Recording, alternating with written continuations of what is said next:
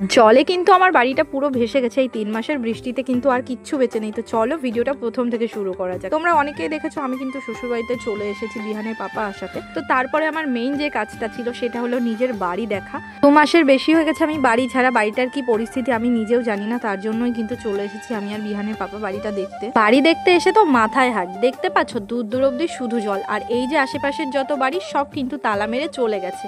আর বিহানের পাপার পায়ে যেহেতু চোট লেগেছে, তো বিহানকে নিয়ে ওই যে ভেড়ির পাড়ে দাঁড়িয়ে আমাদের জন্য ওয়েট করছিল। আমাদের জন্য কেন বললাম সেটা না হয় একটু পরেই বলছি। যেতে গিয়ে কিন্তু আমি এই জলের মধ্যে পড়েও গিয়েছিলাম। অবস্থা এতটাই খারাপ তোমাদের বলে বোঝাতে পারবো না। একটা বাড়ির লোক নেই, প্রত্যেকে তালা মেরে কিন্তু আত্মীয়ের বাড়ি, ভাড়া বাড়ি প্রত্যেকে চলে গেছে। অনেক কষ্টের পরে আমি আমার বাড়ি অবধি পৌঁছাতে পেরেছি। এই যে আমার বাড়ির অবস্থাটা দেখতে পাচ্ছ, আশেপাশে পুরোটা ডুবে গেছে। মানে আমি বলে বোঝাতে পারবো না এটা যে কি কষ্ট। বাড়িটা বানানোর পরে এখনো পর্যন্ত একটা বছরও আমরা টানা থাকতে পারিনি, কারণ আমাদের বাড়ি যেহেতু বিলের মধ্যে, প্রত্যেক বছর বৃষ্টিতে এইভাবে ডুবে যায় আর আমাদের ঘর ছেড়ে চলে যেতে হয়। এই জলটা শুকাতেই মোটামুটি 4-5 মাস সময় লেগে যাবে, যদি না আরো বৃষ্টি হয় তাহলে তো বাদই দিলাম। প্রত্যেকটা বছর আমাদের এই জিনিসের সম্মুখীন হতে হয়, প্রত্যেকবার আমরা ঘর ছাড়া হই। এটা যে কি কষ্ট কাউকে বলে বোঝাতে পারবো না। এবার একটু আমার ঘরের অবস্থাটা দেখো, কিচ্ছু বেঁচে নেই, সব কিছু শেষ করে ফেলেছে ইঁদুরে। যেহেতু জল হয়েছে, প্রত্যেকটা ইঁদুরের গর্তে জল ভরে গেছে, তো আমার বাড়িটা এখন তাদের বাসা হয়ে গেছে। তো এই হচ্ছে অবস্থা। ফ্রিজ উপরে তুলে দেওয়া হয়েছে, আর ঘর বাড়ি তোমরা দেখতেই পাচ্ছ। এই যে কবে ঠিক করব সেটাও জানি না।